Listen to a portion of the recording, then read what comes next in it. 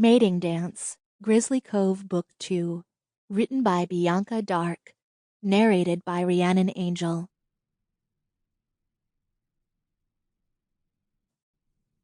Chapter 1. Tom Masden was the one and only lawyer in Grizzly Cove, Washington, and he liked it that way. Tom figured if there was more than one lawyer in a town, they'd be obligated to fight things out in court, which was one aspect of his profession that he loathed. The conflict of the adversarial process annoyed his inner bear and made him want to scratch, claw, and just beat his opponent into submission, rather than wait to hear what some old guy wearing a dress and sitting on a podium had to say. Tom thought, not for the first time, that maybe studying law hadn't been the brightest idea he'd ever had. Then again, shifters needed legal representation every once in a while, just like everybody else. That's where he came in. He enjoyed helping people like himself, people who lived under the radar of the human population. Shapeshifters had to learn to adapt to the modern human world. That included following the laws of the countries in which they lived. Tom had been born and raised in the United States.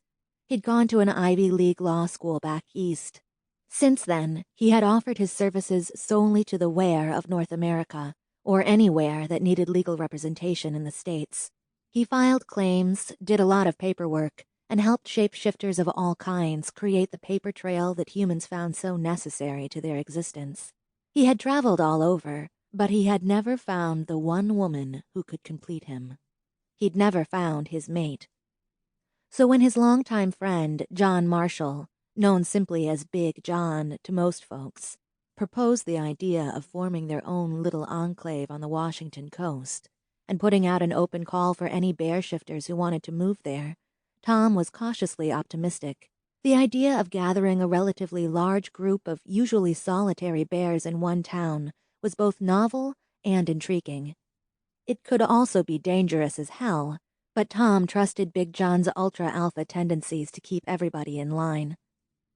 John had asked Tom to begin the process of turning the large, adjoining parcels of real estate John had bought over the past several years into a new town. There were lots of forms to file with the state of Washington, and quite a few building contracts to oversee.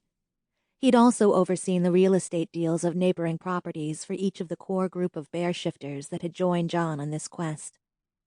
It had taken a good portion of the last several years of Tom's life, but the town of Grizzly Cove had finally become a reality.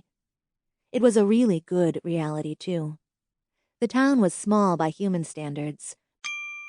Sample complete. Ready to continue?